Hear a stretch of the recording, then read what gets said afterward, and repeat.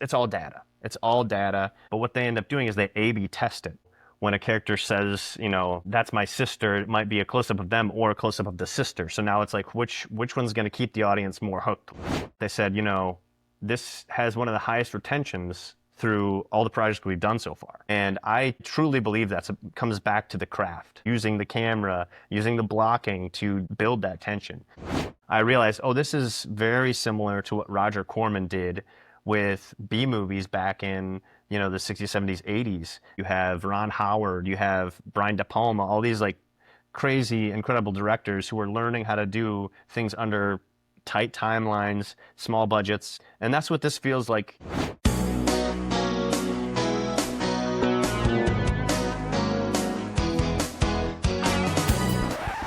Michael Brown, welcome to the podcast. Thank you for having me. You're an expert in a new type of storytelling. You excel in that short form vertical narrative, which I know nothing about. So I'm so fascinated to talk to you about it. Just to give a few stats on your success so far, your recent film, Lose You to Love Me, has amassed over 32 million views on PocketFM, plus 1.3 million on YouTube, I think over 500,000 on TikTok. And across the work that you've created to date, you've had more than 60 million views. And these are stories that you're building for mobile-first audiences. It's amazing. Alongside this, of course, you have an impressive long list of long form as well. But I really want to focus in on your short form today because you're such a leader in this space. So can you start with an overview of what a vertical narrative is? Yeah, absolutely. So it's going to be something that is either shot or formatted for 9:16, and that is specifically going to be mobile first content. So stuff people are finding via TikTok or the apps that they're using, whether it's PocketFM, ReelShort, and it's made for that mobile first audience. So, it's going to be highly clickable, highly watchable as far as, how they create the content, the kind of cliffhanger material that they put within the actual scripts and so forth. It's really blowing up at the moment. Can you give us a summary of what's actually happening in this part of the industry at the moment? Since the end of 2023, I had started seeing a lot of ads throughout LA for different companies like, hey, we're trying to hire production companies to create these vertical narratives. And I thought, okay, that's super interesting. I know there's always been a pushback against vertical because, film is inherently a widescreen, medium. That didn't really stop me just because I was really interested to see, what is this new thing that's happening? It seemed to be growing. And currently, ReelShort, the latest stat that I read was they're pulling in around 10 million plus per month purely on their app. So what they're actually making through their app, they're one of the highest downloaded apps in the Apple App Store and also, I believe, on Google Play. Same thing with PocketFM. Considering, the state of the industry over the past couple of years out here in LA, Paramount doing layoffs, Disney doing layoffs, and then these companies having incredible growth. I started seeing that and I started trying to get involved pretty much immediately, just because I thought this is an interesting space. I worked on one, they liked it, worked on another. It's kind of started to pick up, and there's a community around the actual filmmaking for it now as well. Amazing. How many episodes and what length is common in this space? The first project that I worked on was for PocketFM, and it was about a 50-page script that within the script it actually has delineations of episodes within it. We shoot it all the way through like it's a narrative script, and then in post they cut it up into those edited narratives, and then they release them individually like that. So it's about 2 minutes per episode. So for that first one, it would be right around 25 episodes for the 50-pager, and then we ended up that was so popular that they had additional stories that they wanted to tell within the Lose You to Love Me world. So another 5-day shoot, another about 50 pages. So it ended up being essentially a feature film's length of, content. And I think there's right around 74 total episodes for that technically the first 2 that we did. So is anyone commissioning these? Are they self-commissioned? Can you make one yourself and go to the platform, or they're actually commissioning them? A good question. So there are people who are writing their own, trying to sell them to these different platforms. I personally have not had that experience. I was hired by a production company that was brought on by Pocket FM to create these projects for them. So that would be the first two that I did. And then in February, I did my third for ReelShort, same company, production company I was working for. Essentially, I'm a hired gun. Some people are, I know, creating some and trying to sell them. And then I even know of people who are building apps of their own to release these verticals. There's a lot of growth happening right now in this industry. So essentially, there are production companies who are really specializing in this space. I wanted to ask about genres because you say they have to fit into 2 minutes, they have to be hooky. There are particular genres like soap or that vampire kind of thriller genre that are doing better in this space. Are there other genres? Do you feel it's limited to particular genres given what you understand about how the stories work? I don't think it's limited. I think right now are starting out a little bit opposite of the way that Quibi did. You know, Quibi was really high production value. They were a 1.9, I think, billion-dollar app, and they were, you know, trying to get people to come in on the high-end funnel, which I think wasn't necessarily going to work for the time. So these other companies, they were quite popular in India and China, Korea. Like that's where they really started. You know, they had built a base of this kind of soap opera, or, you know, there's also superhero genre where people are, you know, very stunts based. I know a lot of people that are doing, you know, flying rigging shots. You know, it's pretty impressive for how low budget these can be, especially here in LA. So I think, you know, there's a huge growth opportunity as far as what genres. Right now, the main ones you're going to see if you download a ReelShort or a Pocket FM, it's going to be those soap opera style. But if you're looking at the industry as a whole, like these are basically indie films that are being shot in less than a month and being released in less than two, and they have a huge audience. You know, I think initially after Quibi didn't work, maybe the industry was kind of like, this isn't a thing.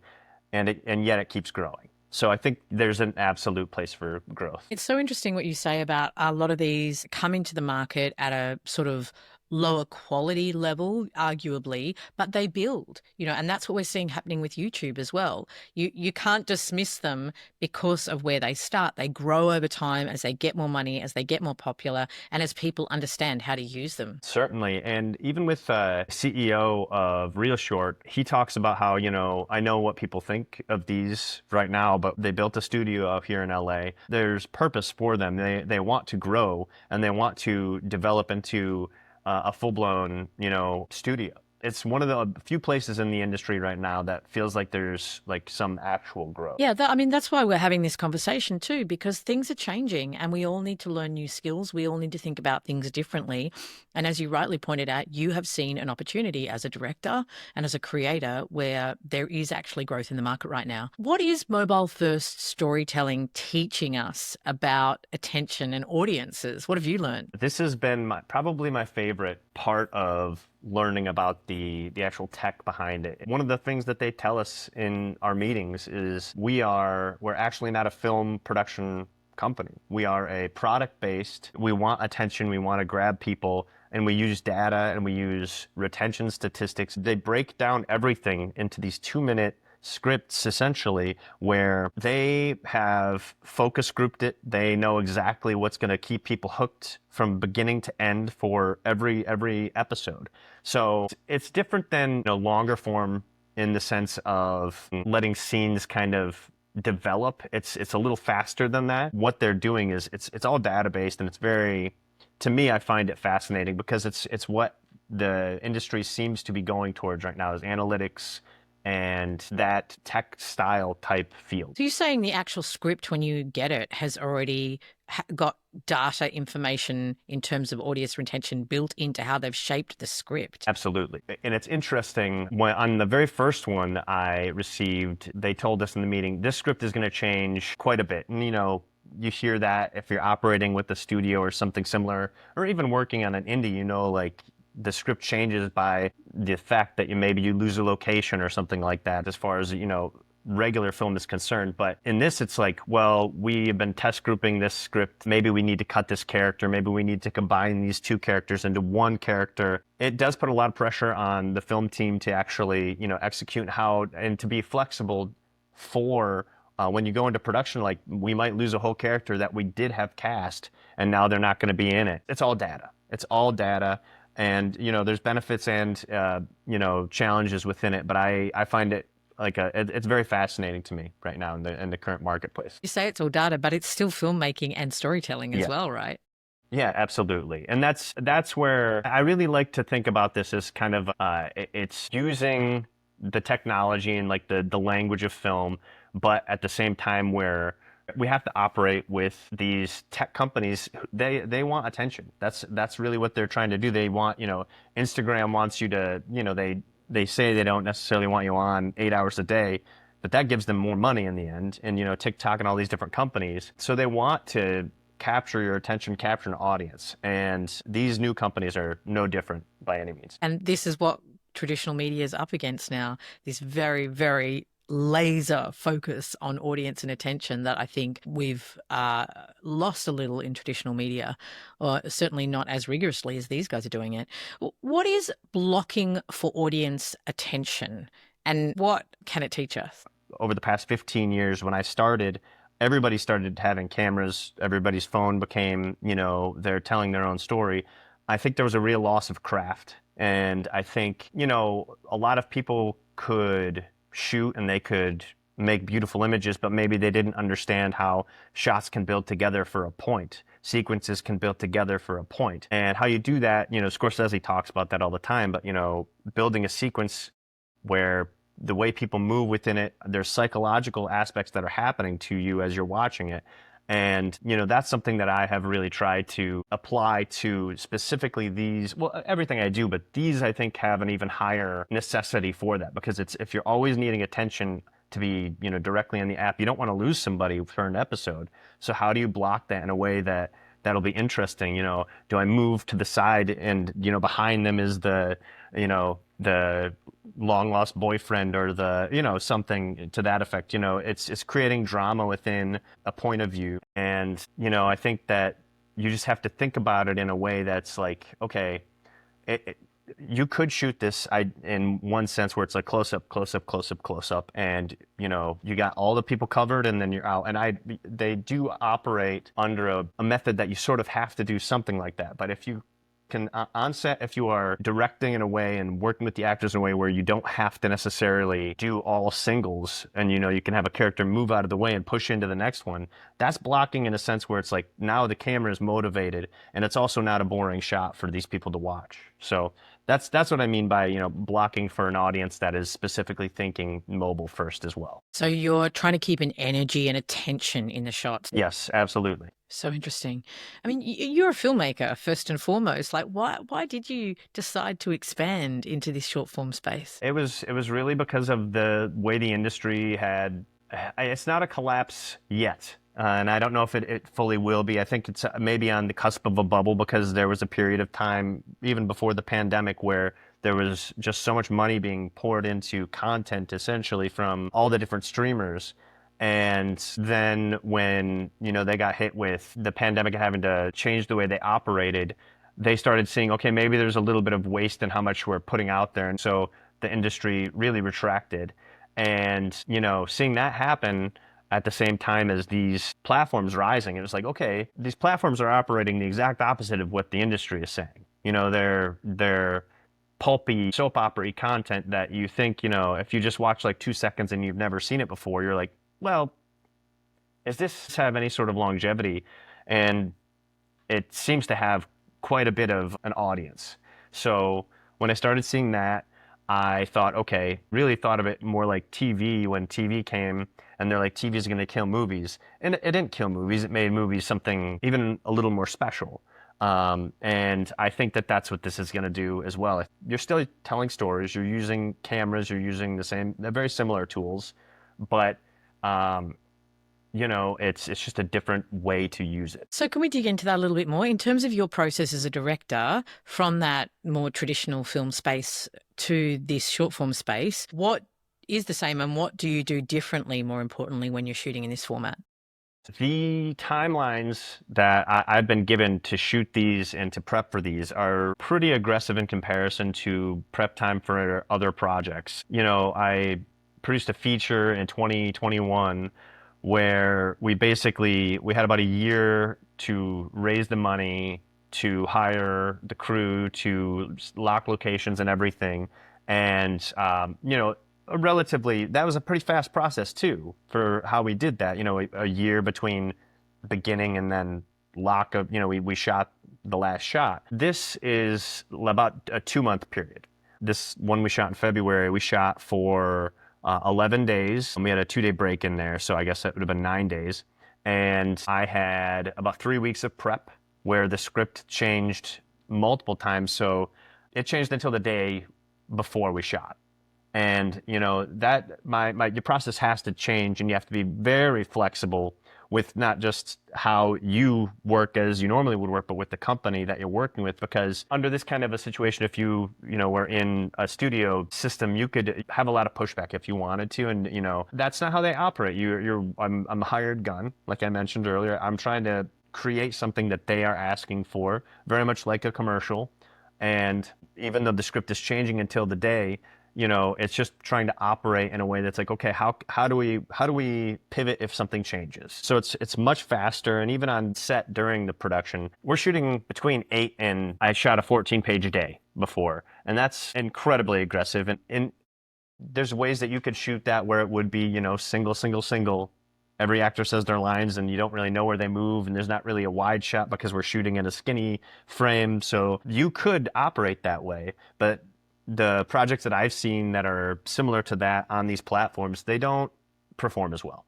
So, it's still using the craft and also being willing to make a massive shot list. And then on the day, things change, and just being, trusting your team, trusting yourself of okay, I know how to shoot this. I know what we need to do to capture these moments. Something I do is I write down okay, these are huge moments that the client definitely is going to want to see.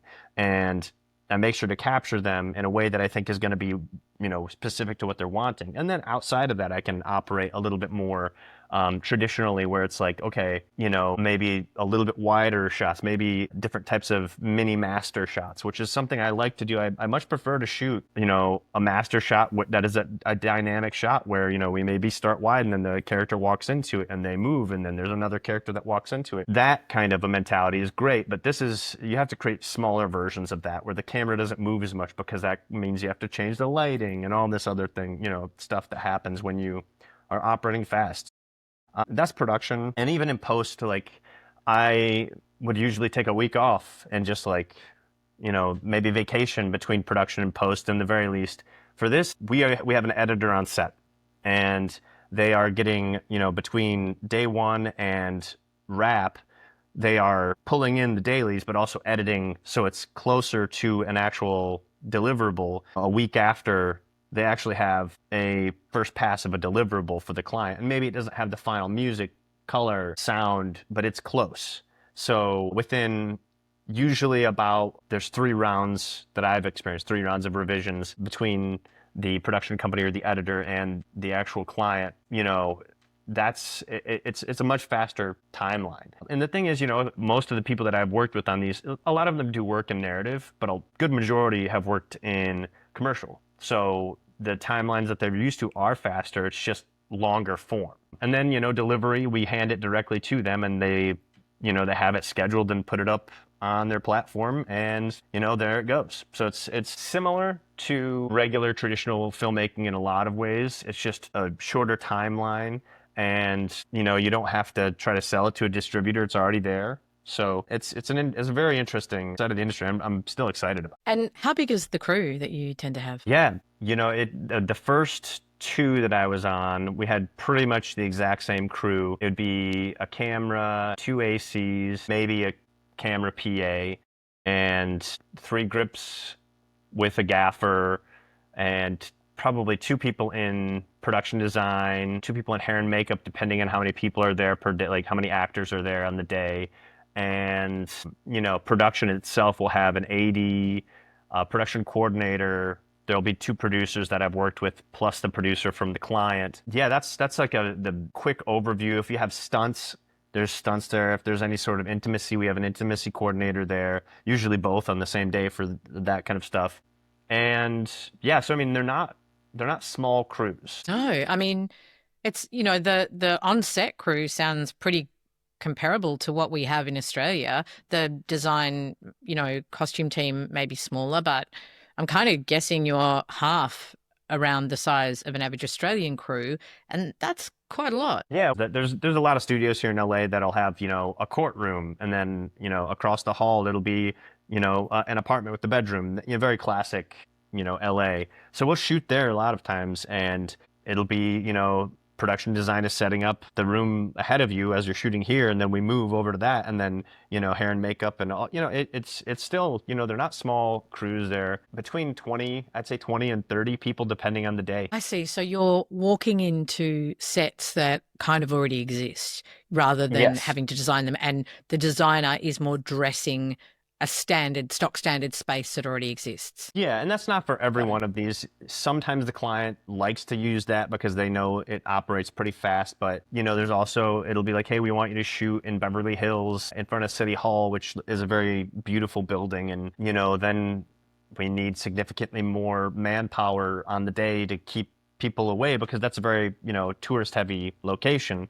It depends on the project. Speed is very important. So, having a studio where you can shoot, you book for a week and then you move around in the different areas and dress it as it needs to be dressed. But sometimes it's, you need to drive a Rolls Royce or some ridiculous car that they write into the script that you have to get. And you have to do that out on the regular roads. Have you got any idea what kind of budgets they have? Yeah, it's about $20,000 a day. That's kind of how it breaks down for the shooting days. We shot for a week, the first one, and then the second one also a week. Together, that would be, just about 200,000. This one that I shot in February was just over 200,000. And I'm actually in talks for another one right now, and the budget seems to be right around that 200,000 mark. So I think it changes depending on the genre too, because if you have more hair and makeup, if you have werewolves, or if you have different, specific types of costumes, or if you have stunts, the more stunt heavy work, you're going to have a lot more crew, and that just costs money. Yeah, but again, it's interesting. I'm assuming you mean 20K US. I mean, that's not nothing per day. Certainly.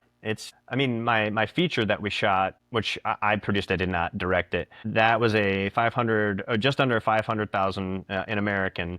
And we shot that in 25 days in Michigan. And these are shot in significantly faster timelines. They have, $200,000 budgets. So it's a squeeze for sure.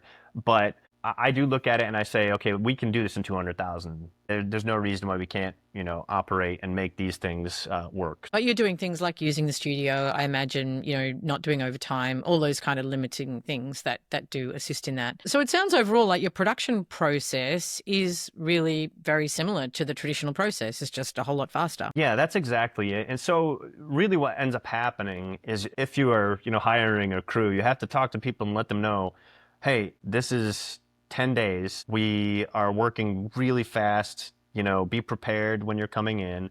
And that can rub people the wrong way sometimes because, this is an art at the same time. But if, as long as your team is on the same page as you, that's what makes these things work. If you can, have a shorthand with people, if you can operate fast with them and everybody keeps their cool, that's how these things are actually getting made. That's the only way they will. Are you using AI at all yet? And if so, where? Yes, but not really in my creative sides for this. Like me and one of the producers I work with, we, thought we could take a script and see if we could break it down for locations, for characters within like a Chat GPT or Claude. And we've tried that, but it'll pop out instead of having character names when you're trying to get a character breakdown. It'll say character 1, character 2, character 3, character 4, and then you're like, well, if I were to reassign that all, but then you're just doing the job anyway. More personal note, I mean, I use ChatGPT to, help me write emails to, I'll write a quick draft and say, clean this up, give it this tone, that kind of a thing. And, that's the most I really use it for. As much as, there's amazing video coming out for Google VO3 and all these different, visuals, I still think that's not filmmaking to me. That's filmmaking is filmmaking. You're making it. Again, I feel like it takes away the joy for me. I use AI to get me faster to being on set and enjoying the actual process. I'm not trying to cut corners. I'm just trying to make my communication smoother. And I feel like it probably has helped me quite a bit. And also, I've learned a lot about data and analytics because of using ChatGPT, and help me find different courses, like what are considered the best, and then it'll like list them out. And that helps me be able to chat with these data companies more so they, we have the same lingo, which is super important to them. I'd love to hear more about what you've learned about how to read data and how you've progressed your thinking around that.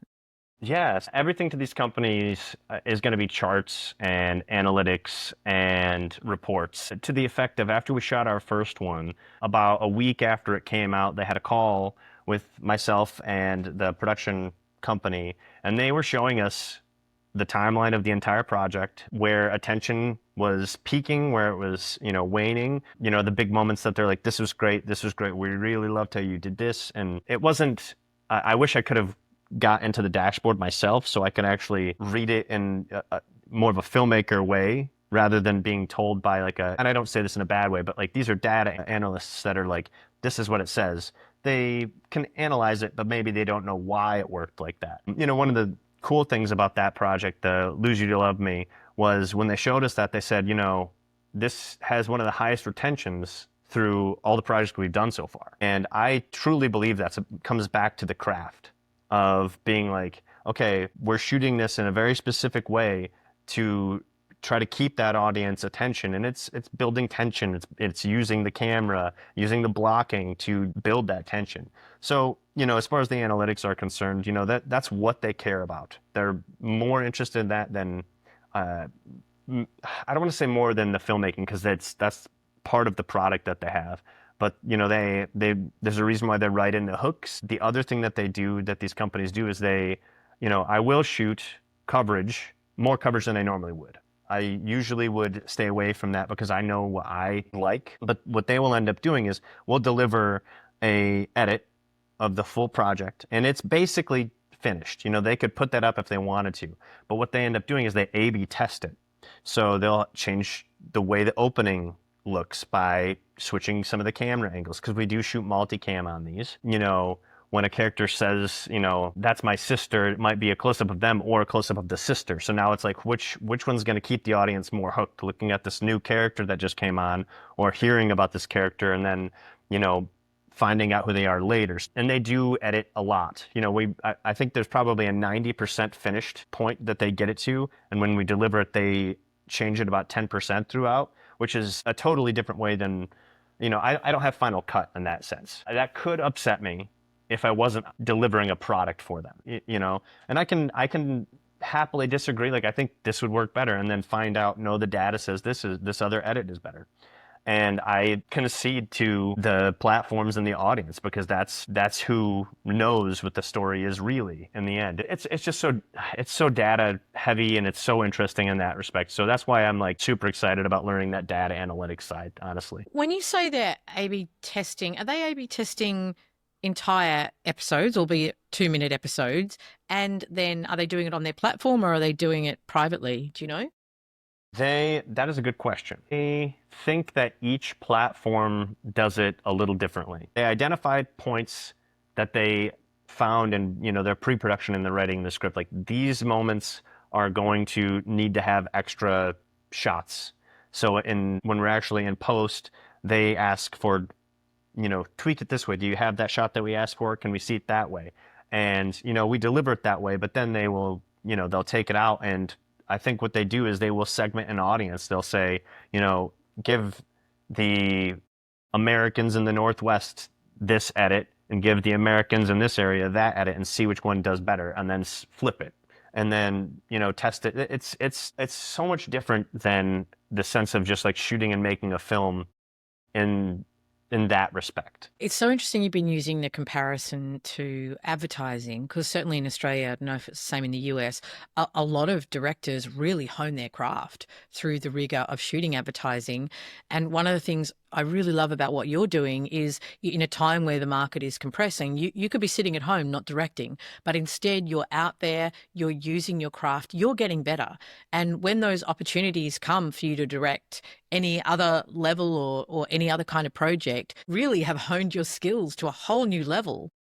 Yeah, that's really how I sold it to myself. You know, in the middle of like the first week of shooting the first season or the first series, I realized, oh, this is very similar to what Roger Corman did with B movies back in, you know, the 60s, 70s, 80s. And think about the people that came out of the Roger Corman film school, essentially. You have Coppola, you have Ron Howard, you have Brian De Palma, all these like crazy, incredible directors who are learning how to do things under tight timelines, small budgets. And that's what this feels like as far as a comparison to me. I like to sell it to myself that way. And it's also just I'm getting paid to continue to work, and it is different. I shot a commercial over 6 weeks that ended up being, you know, a bunch of 2-minute cut downs, but you know, at the in the end it's like that is a luxury of time. So one thing I'm seeing that has benefited me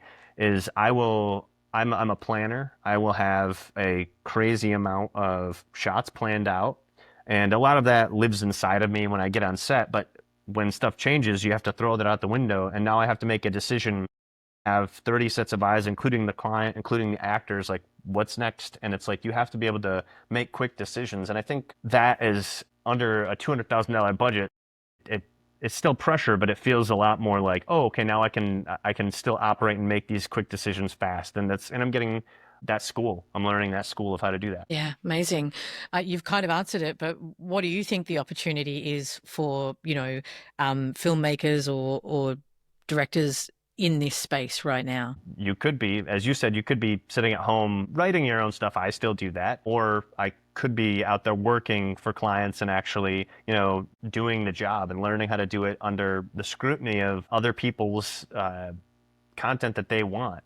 And then it turns out, you know, I didn't expect the numbers to be as high as they are. On the first one, 34 million, I was kind of blown away. This last one that came out less than a month ago is closer to 60 million now, which is, in my mind, it's like, okay, there's something happening here, and I have to rely on those numbers to be like, okay, this is actually happening. So yeah, I mean, there's a lot of opportunity. I think, you know, if somebody wanted to get into the industry for this specific stuff, or if they were like not working as much, reach out to ReelShort. They're constantly posting producer and writing jobs. And I think that's because they're growing. They're growing at a pretty rapid rate.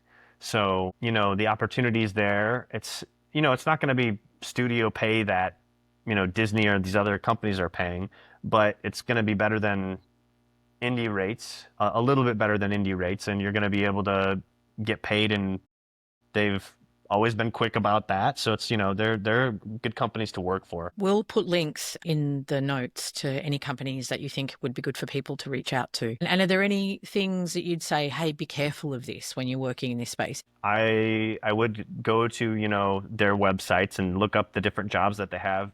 They probably have hundreds of them, you know, people applying for these positions. So it's going to be super helpful if you end up reaching out to these people, whether it's on LinkedIn or maybe you know somebody that knows them. You know, that's especially if you're in a bigger market that has, you know, productions for these. If they're actually shooting in, you know, Sydney or, you know, wherever, I'm sure they do. So find those people, send them. It helps if you have a reel or if you've worked on narrative, obviously. So send them that kind of stuff. And the other thing I have to say is just make your own content. It's a common theme, and I listened to a few of your episodes, and I was just like, yeah, these people are all making their own content, and that's how they're getting found, and that's, you know, I would say how you would start. What are the pitfalls? I think about this a lot in general. If they're moving fast and breaking things, sometimes it'll be people's spirits, and they're going to be, you know, operating maybe not in the best way to make you feel like a director or anything like that. So I would say really think about if this kind of a thing is for you, if you want to direct or if you're a DP, think about, okay, I'm shooting 10 pages a day. I'm shooting 2 cameras. There's clients coming at me saying, I need it to be this, I need it to be that. You're going to have to be malleable in a lot of ways. And that might be different than what you're taught about how to be a filmmaker. You know, a lot of it is making decisions and sticking by them. I would say just operate under the idea that they are creating a product. It's a commercial, essentially, for their platform, and you're working for them. So think of it that way. And I think that will help release a lot of tension if you're, walking in thinking it's going to be a narrative. It is, but at the same time, it's a narrative for a platform. Yeah, it's good advice. You've got to have different expectations sometimes. From what you can see happening in the media space right now, where do you think we're going to be in 5 years? I think data is going to continue to kind of grow and be incredibly important. They're looking at the audience analytics. They're seeing, what people are watching. So I think, AI and data analytics are going to be used on maybe on that side more so than we'll see like an AI film. We'll see people make these. I don't think that's going to change. I don't think that's going to take anybody's job per se. I think it's just going to be a different job. And as far as, what the industry is going to be, I think that this is sort of a new golden era in a sneaky way. Everybody's saying, look out, AI, AI, everything's falling, the sky is falling. But then we have, like this movie Friendship just came out with Paul Rudd and Tim Robinson. There's no possible way an AI could write this insane, humorous, like crazy comedy. There's no way. And the way they shot it was very much like a 70s like retro movie. And it's like you're combining things that I think AI can't do. So I think it's coming back to craft. I can't stress it enough. Like learn from, the greats. Alexander McKendrick was an incredible director, incredible teacher. Kurosawa. Watch all these guys' movies and be like, really watch them, rewatch it, learn how they operate. I watch these scenes and I'm like, you can't do that today. That's incredible. Why don't they do that? I think we're going to come back to that. I think people are going to start in 5 years. We're going to see some of the best movies. I think we have only good stuff coming. I can't wait for Dune 3.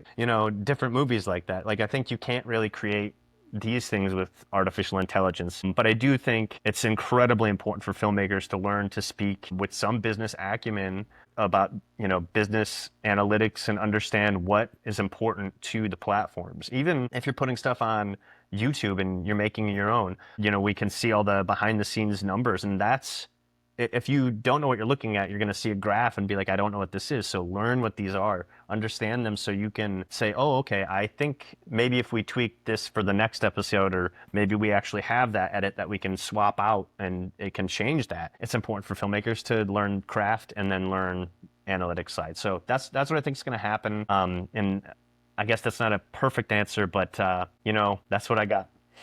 I think that's a super smart answer. I think we are all at a point where we're having to learn new skills, and having that attitude and realizing that it's just changed and we need a different shaped tool bag is a really smart way to step into the future.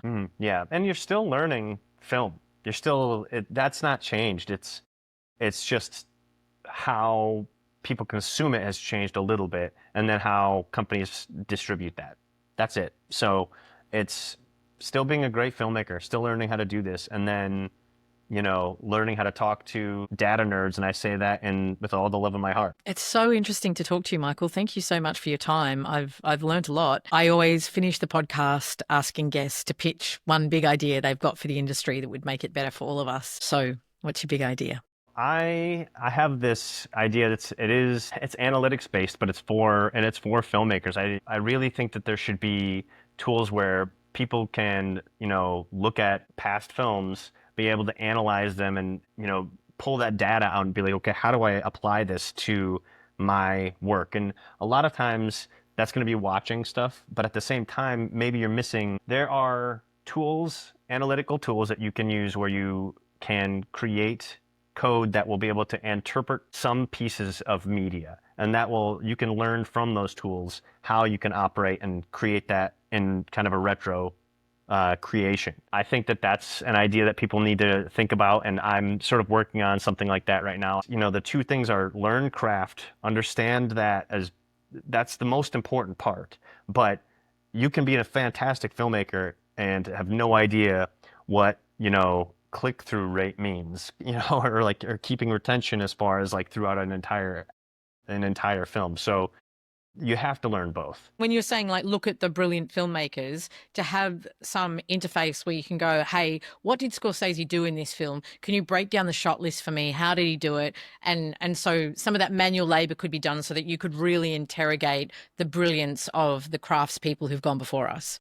Absolutely. So the tool that I currently have, which is not it's not something I can really use yet for other people, is it breaks down shots by length of the shot, what size shot it is, you know, if it's a close up, a medium, or whatever. And it tells you, like, it breaks it down in simple data forms. You kind of have to understand what these shots are meaning, and, you know, what is Scorsese doing when he's following, you know, somebody through a restaurant. That's a longer shot. It's mostly the same width of a shot, and then things are changing all around it. But it's, you know, you have to understand at least filmmaking in that respect. But this tool that I have, it breaks down, it can do an entire film. And but it's raw data as of right now, and creating something that has a little bit more insight. That's like what we're working on right now. And I have so many ideas. Yeah, yeah. Such an interesting conversation, Michael. Thank you so much for joining me.